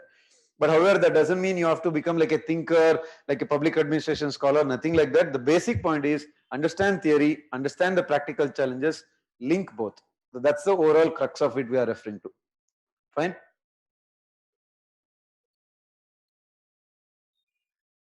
Yeah, and then obviously, as we have mentioned multiple times, you should be able to link a lot of current affairs, like whatever is happening, like let's say COVID challenges, you have to link it to that. Like there was something which was famous in Rajasthan model also. So those things you have to be able to link it to paper one. Fine. Dynamism of the chapters comes from the current affairs. Yeah, we have already referred to it. Current affairs, whatever you study, so that you can easily, use that in your public administration also. No changes, nothing. The same aspects, whatever you study for current affairs. So when you study that, you should be able to link, okay, this I can link it to this model. This I can link it to this theory. So if you have that knowledge, so it will help a lot. So what is expected by UPSC? So 3 key roles. You have to act like a modernizer, nation builder, and ensure that you act as a transformation for socio-economic development. What do you mean by that? That means you should be able to bring about technological improvements. You should be able to implement a lot of welfare schemes. You should act like a nation builder, ensure that inclusive development happens. So it goes to each and every section of society. We all know that the lot of welfare scheme, all those schemes is done by the civil servants. The same kind of knowledge is expected. In fact, these are the value traits which are tested when you go to personality test also. So they'll like you might have seen, some people might score relatively less mark, but they'll score much better in personality test because they test this value system. Are you able to think like a civil servant? That administrator kind of a personality you need to have. It's not just enough if you can score or write better in exams. Those things, for that, it will help a lot with your public administration optional. Fine. Yeah. Next, what you have to do first, you need to create a basic books, all those things. That's in simple words, your Radha Binodarivam book. That's more than enough. And then classes. And then you need to have one consolidated notes. That will help a lot with your class notes also, as well as with your Radha Binodarivam. And then you have to keep on adding facts, quotes, examples, all those things. That's like you have to link it to your current affairs. Those aspects that we are referring to it. Fine. More or less, we have dealt with all these things. Yeah. So next, Shailesh will be talking about how to write those good answers, all those points. So fine. Manjunath sir, you can answer some of the questions on the chat box there. So, as Manjunath sir was speaking about, what is expected by UPSC here. Can anyone tell me what is the meaning of modernizer? What is the meaning of modernization?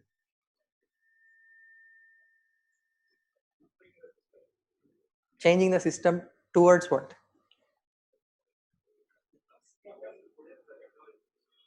Okay, introduction of technology can be considered modernization. Similarly, you could say industrialization, urbanization, sustainability in development, and you can also you could say talk about change in value system.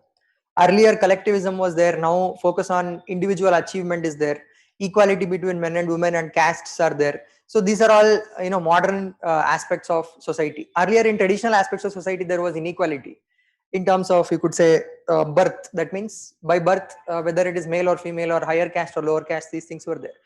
That means your role as an administrator, imagine you become a district collector, your role as an administrator is to modernize society towards equality and other values that we have mentioned in the constitution.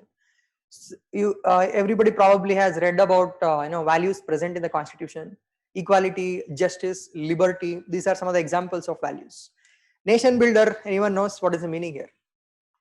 This I'm asking you because in the end, essence of entire public administration or any government servant is to focus on these three things. What is the meaning of nation building?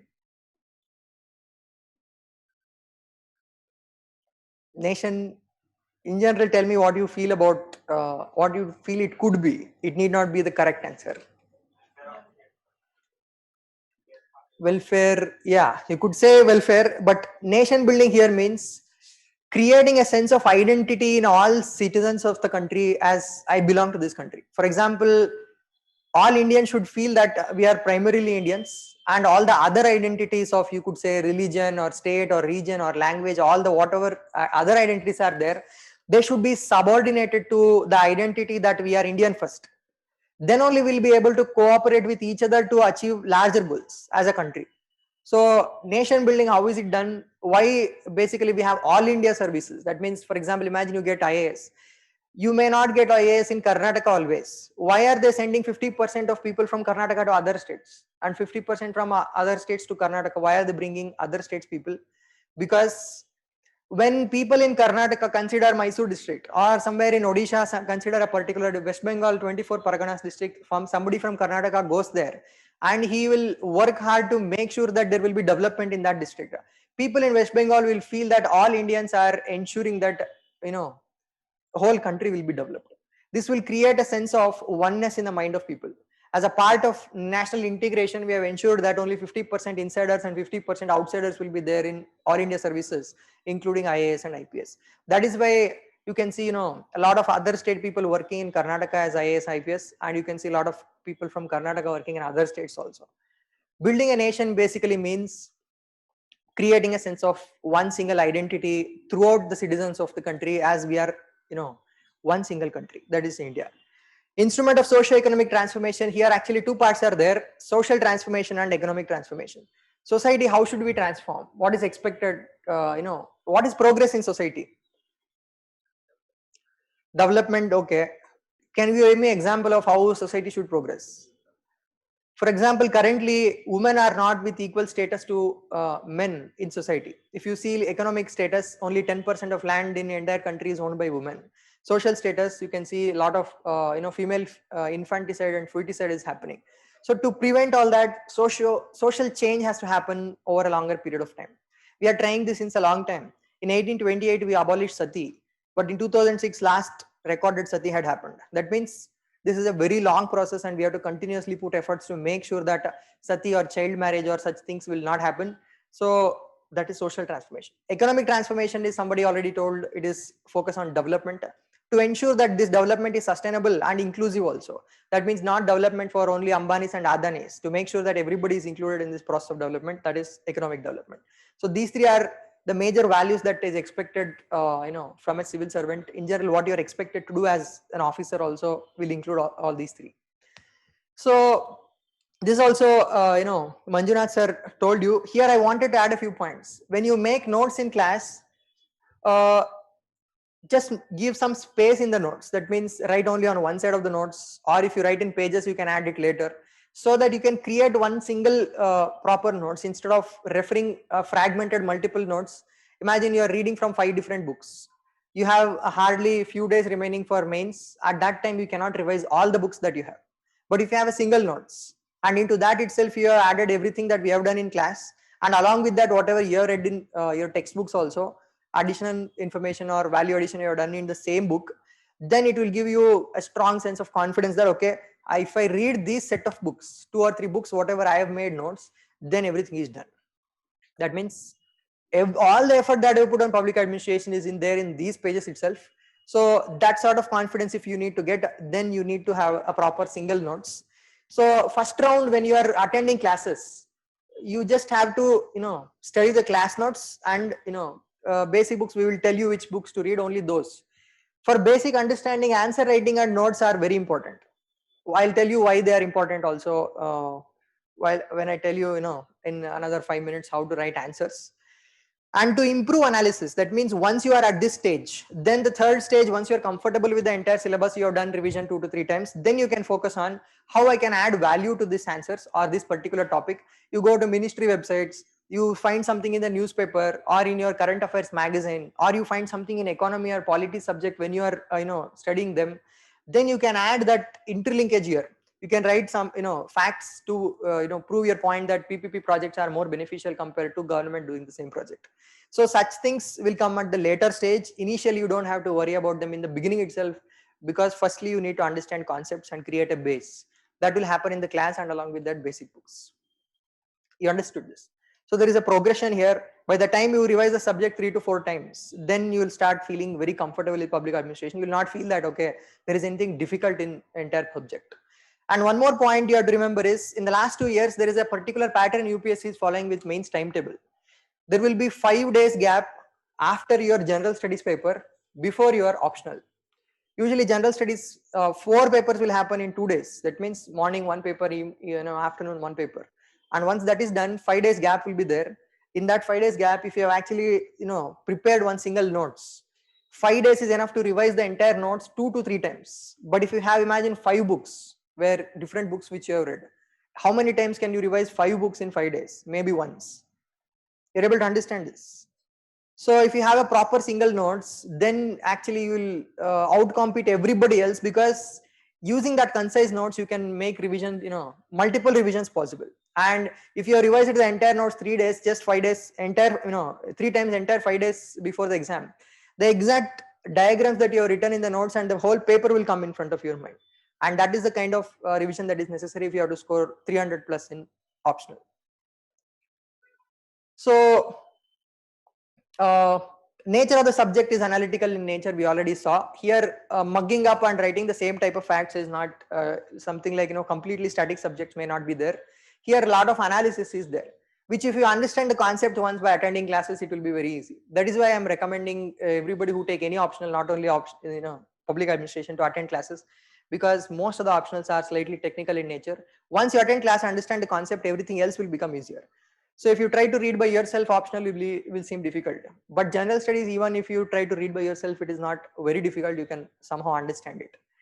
And dynamic aspect is linking to news. And because the amount of syllabus is less, expectation of UPSC is some depth of understanding. That means you need to have strong understanding in the limited amount of concepts that are there. You need to have more amount of information and more amount of conceptual clarity. So this is the nature of the subject currently. So common mistakes, not making one single notes, which I already explained why it is important, because when you have less amount of time, you can revise it more number of times. Writing general answers, very general answers, purely in GS perspective. Imagine they ask you a question about any particular topic. Take this example of corruption itself, which we took. In general studies, you have to write a slightly different type of answer. In public administration, a different type of answer. Here you have to take, some thinkers, what they have said about corruption. And other countries, Singapore, how did it eradicate corruption? Or in Norway and Sweden, how they have reduced corruption, why it is present in South Asian countries like Pakistan, India, Bangladesh. So this is a, public administration perspective. But if you, in GS, in ethics paper, you have to write it in a different terms, because value systems in people, how we can inculcate to ensure reduction of corruption will happen. So you have to be sensitive to the context in which the question has been asked.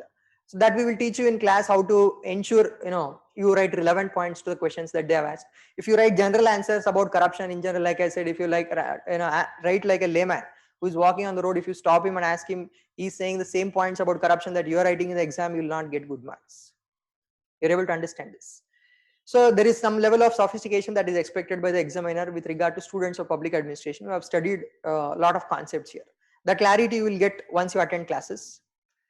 So purely scholar approach basically means you forget about practitioners orientation and you write only about what thinkers are saying. What thinkers are saying is 50% of the answer, and the other 50% should be linked to some current affairs or something that is happening in Indian administration, some scheme here to give example of practical aspect also. This is what is expected by UPSC. Half of the answer is concept. The other half of the answer is example or Indian administration, how this thing is being implemented. I'll show one or two of the answers written by toppers also to make you understand what is expected. So integrate everything. These are solutions. Everything in OneNote. Specificity in vocabulary, points, facts. That means we'll teach you in class exactly what words you have to use also. That means in the concept, particular terms are used by the thinker. Same terms you have to use. This is PubAd vocabulary. You will learn it by the time you revise it second time, third time by attending classes. Use the scholarly knowledge to solve practical real world problems that an administrator will face. As a district collector, you'll start facing a lot of challenges. How will you use this knowledge that you have gained by studying public administration to solve these problems? That is the entire subject of public administration about. So now coming to what is a good answer. In public administration for UPSC, why aspect is important. Why here is analytical aspect. Consider you talk about anything. You talk about corruption. Why corruption happens is important. You talk about PPP projects. Why are PPP projects necessary? Why can't government do everything by itself? Can anyone give arguments why PPP projects are necessary? One argument I think everybody can give. Because government does not have that level of source of income to implement everything. Because of this reason, we have to ensure private sector is also involved. Similarly, a lot of other points are there. This is why aspect. That means it is analytical. You need to think about why this is necessary, why it is not working if it is not working, and why a particular solution which has worked elsewhere may work here, and something else which has worked elsewhere may not work here also. That means comparison between other countries, why it is working somewhere, will it work in India, can be implemented. All these are why aspects. What aspect is factual in nature. That means what happened, when it did happen, dates and numbers and time and all these things are not extremely important for exam. They are of secondary importance. That means imagine you are getting 4 marks out of 10 by writing why aspect. You will get another mark by writing what aspect. You're able to understand this. But if you write only factual aspect and forget about analysis, you will get only 1 mark because their expectation is analytical in nature. So this you need to understand first. And specific keywords and points are necessary to make it a public administration answer, differentiated from general answer. So organize proper subheadings. This I have told you in general studies. In general current affairs class, I have told you how to write a good answer for general studies. There I have told you structuring is important. Proper subheadings need to be used, and examples need to be used.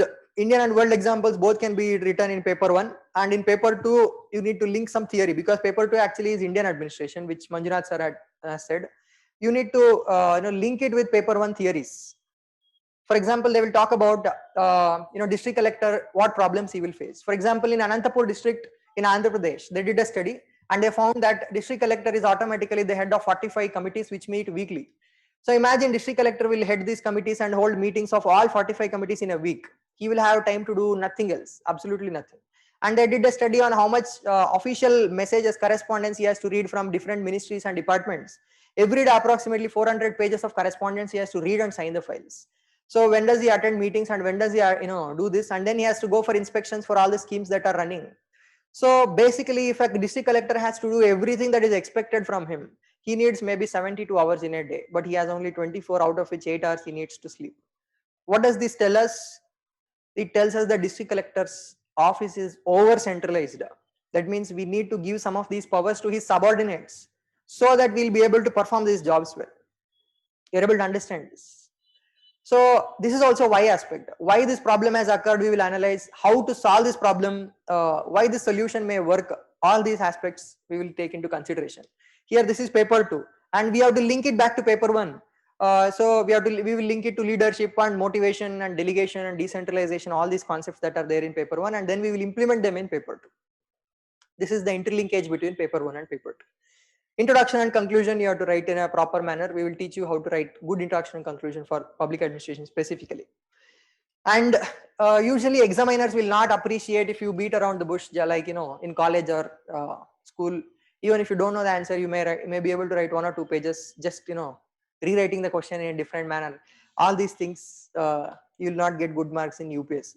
If you know the answer, sharply address the answer in as few points as possible. Actually, imagine you only know 4 points about the answer for 10 marks.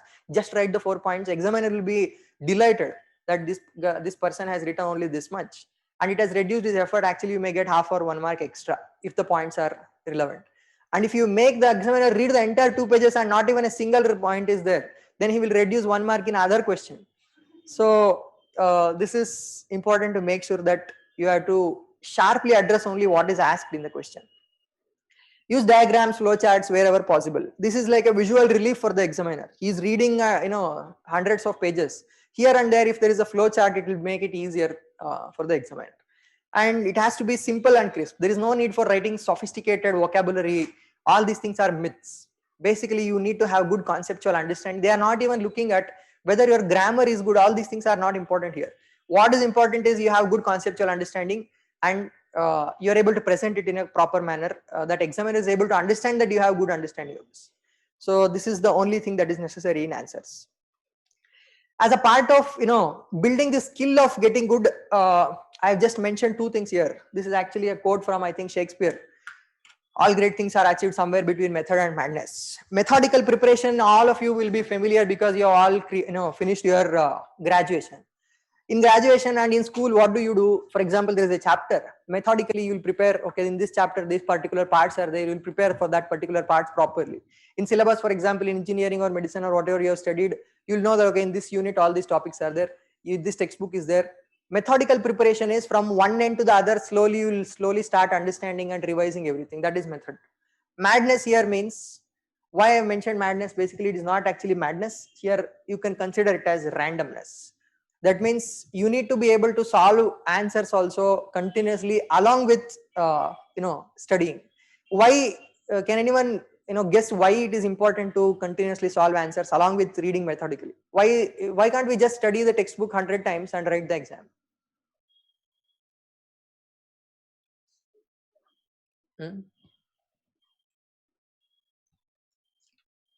So here, when you went through the syllabus, you would have understood that all the units or all the chapters, what are they talking about? They are just talking about different facets of government. That means different aspects of how government functions. One is financial aspect, one is personnel aspect, one is how administration works, how leadership within administration works. So they are all compartmentalized in your mind as different chapters, but you need to bring points from different chapters to solve a particular problem. We have defined them as different chapters for only our convenience so that it is easier for us to study. But to solve a problem, if they are there somewhere in the corner of your mind, it will not help. You need to bring some concepts from that unit and another concept from different unit, and you need to analyze the problem and you need to provide solution. What is the solution to current MG Narega's financial issue? You need to think about personal aspect, whether there is a leadership failure, whether people are not motivated. All the other aspects coming together will solve that problem. And if decompartmentalization in your mind, all the concepts you have to interlink together, then you'll multidimensional analysis is necessary, and for that you need to start answering questions from the beginning itself. If you start forcing your mind to think, okay, what are the problems with this and how to solve them, and you are also studying methodically at the same time, then it will create this fluid flow of ideas between one chapter to the another, and then you will be able to interlink all the concepts within the subject itself, from financial administration to personnel administration, administrative theories. You will be able to bring points from different chapters and you will be able to write a good answer. You understood what I'm talking about here? So cyclical reinforcement here, what I wanted to stress was, if you start writing answers, imagine today, first day, we will do class, you'll try to write 2 answers, but you'll not find good points. It is understandable, first 1 week, 10 days, nobody will be able to write good answers. But you have already forced your mind to think, okay, what can I write for this? and in that 6 minutes to 10 minutes which you have focused on writing that answer, your mind will create a cycle. Okay, what can I write for this? Imagine next day you're reading newspaper, or you're attending a GS class, or next day's PubAd class itself. You will find a point, and then your mind will complete that cycle, create a link saying that, okay, I could have written this point in that answer I tried to write yesterday. You understood this? And next day when you write answer on the same topic, next time maybe after 2 weeks you will write that answer. And once you write that answer, again the same thing will happen.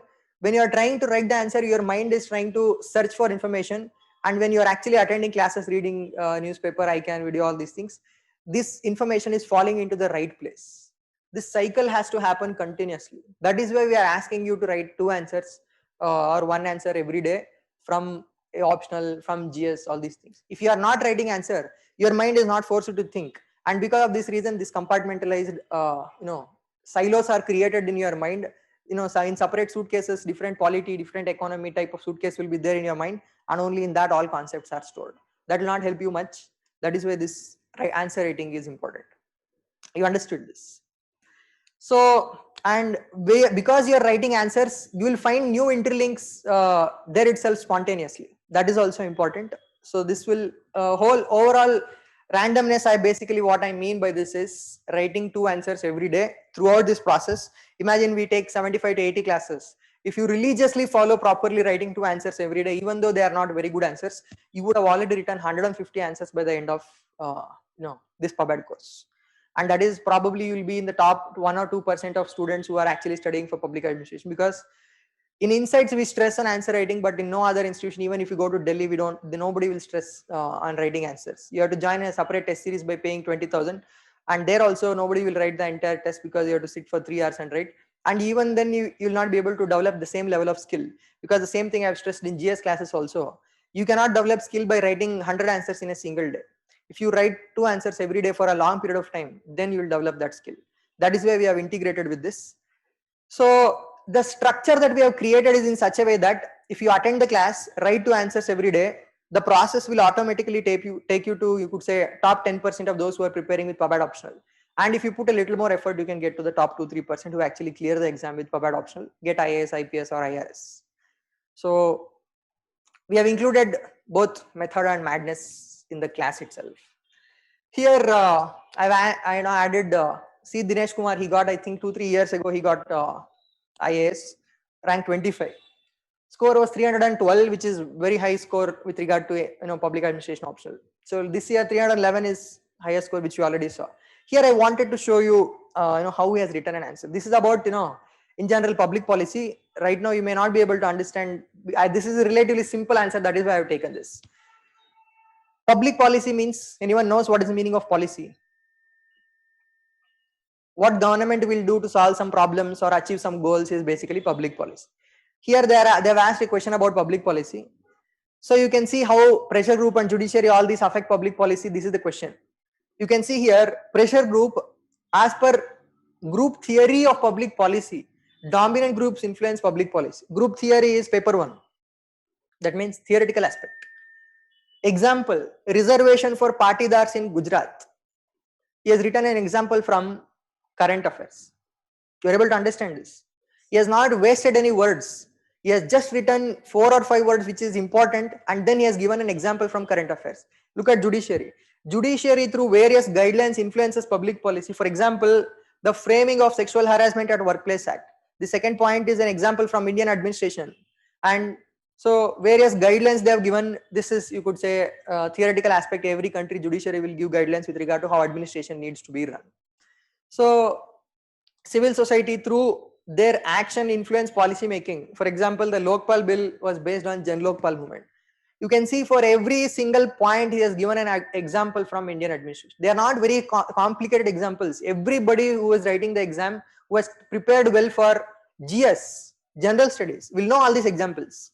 But the important point is linking the example and writing it in the exam for all the points that you have written. This is the only expectation from UPSC. They are not expecting anything extraordinary from you. They are expecting you to interlink on whatever you have already studied from theory and from current affairs and practice, and write answers like this. You can see here it is a very simple answer, but this person has scored 312 marks. So similarly in media, he has spoken about, in NGOs with regard to Jallikattu ban. So in a single answer, he has written 5 to 6 examples. This is a very rich answer because examiner will feel, okay, so many examples he has given, this person deserves good marks and he will give good marks. He has written diagram also. These diagrams are already present in textbooks, but you need to practice them and be able to reproduce it in the paper when the question comes. So most people, what they do, they roughly remember the diagram. They don't remember exactly what is there in this. They will just put 2 circles and 1 box and 3 headings, but that is not enough. You need to write it in a proper manner. Then only you'll be able to get good marks. So finally, this is the last slide. What is, so far we have spoken about public administration and what you need to do. What is the advantage of joining Insights Public Administration course? First major thing I wanted to stress is, because this year 4 months less time is there, lot of classes and lot of tests and all these things will be there. We will ensure that none of them will clash with each other. So this is one major problem other students in previous years have faced. When they join for each subject in a different institute, there will be a clash of everything and they may not be able to attend all of them. This is first thing. Second thing, answer writing integrated from the very beginning. You will not find it in any other coaching center. Even if you go to Delhi also, you will not find it. This is very important from the beginning itself. And that will be a part of any Insights program you see. Answer writing is a part. This is how Insights has been successful, and this is how we got first rank, fifth rank, ninth rank. How are we getting? Because we have integrated answer writing with classes.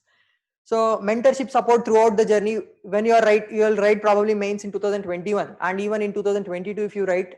Until then, you can talk to us, call us, show your answers to us, and whenever you have any doubts, we will be available here. This is another advantage of joining Insights. You will have a strong peer group at Insights. In general, those who join for people who are joining Insights and writing answers every day, they are all serious students. We actually were I went to Wajiram first, and then I came to Insights. At that time, I think 7, 8 years ago, we had a peer group. 5 students were there. 5 of them we used to study with public administration. 3 of us were public administration. Out of 5, 4 of them are in service. 2 are in IAS, others are in ICLS, IRS, etc. I am not there. One of my attempt is left. Probably I'll be giving next year. So you will find that sort of peer group at Insights. That means students who are extremely serious and dedicated towards preparation. So that is one more advantage you will get here. We are preparing since a long time. I started when I was in final year engineering, and Manjunath sir is 1 year senior to me. He also started at that time. Together, collectively, if you see 10 years and 10 years experience, totally are approximately 20 years of experience we have with public administration optional itself. Both of us have written 5 mains with public administration. So you can imagine the experience we have with 10 mains of public administration itself. And we will not beat around the bush with regard to optional. That means we will only focus on, both of us actually, he's an electronics engineer, I'm a computer science engineer. We are not subject experts in public administration. We will focus only to that extent which is necessary for you to get good score in exam. Beyond that, we will not get into unnecessary details with regard to any subject, only to the extent that you need to clear the exam. That is our fundamental and ultimate objective. So this is basically advantage of joining Insights. You have freedom to join elsewhere also. You already know that it is not general studies and public administration are not integrated. You can join elsewhere and you can join in Insights also. But joining in Insights has some advantages. That is, even though we have given freedom to you, we recommend you join wherever you join GS. It is the same place. If you join PubAd or any optional also, it is better. So I hope we have been able to give some insight into the optional and what you can expect from the optional, what you can expect from us. If you have any questions, you can ask. This will be the end of today's orientation session.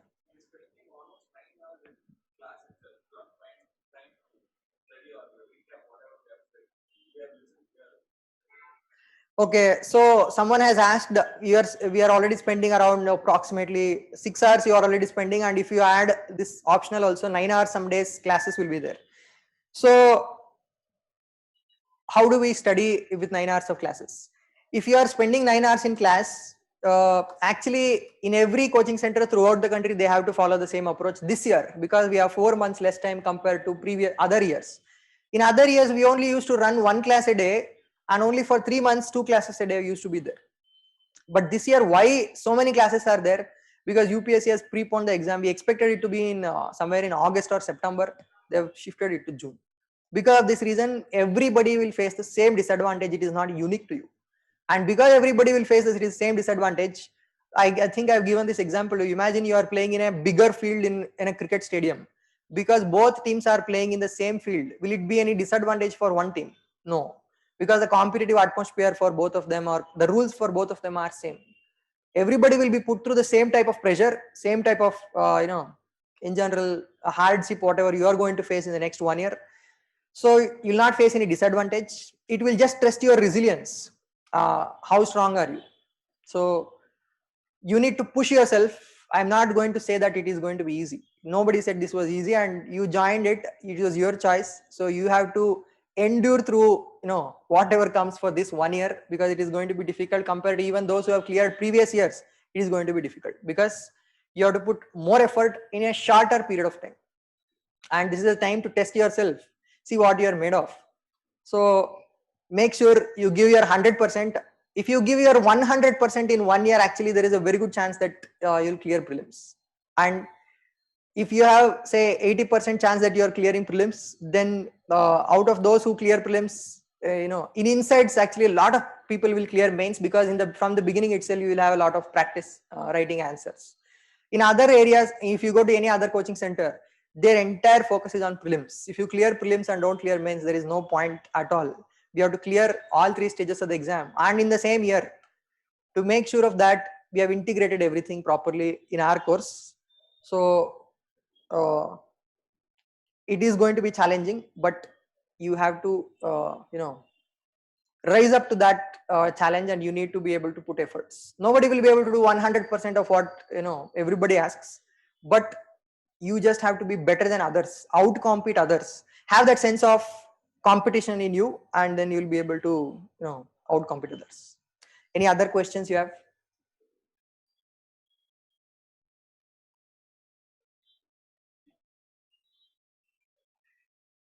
Will this video recording be shared with us? I'm not sure, Satyanarayana.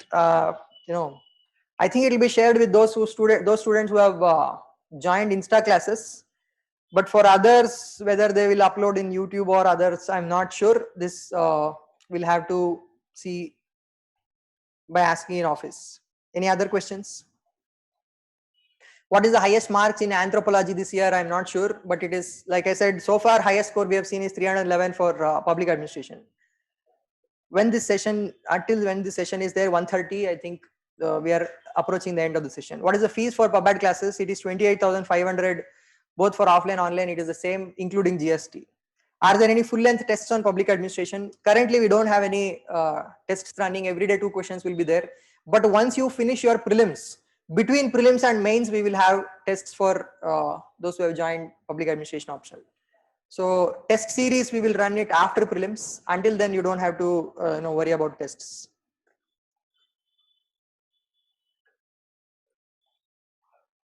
So yeah, I think I've answered all the questions here. Will 3 months be enough to prepare for public administration, because subject is new to me? Yeah, around 3.5 months. If you attend the classes and ask, you do exactly what we are telling you to do, then you will be able to do it. Because if you yourself try it, you will not know which book to read. You will try this, trial and error will take a lot of time.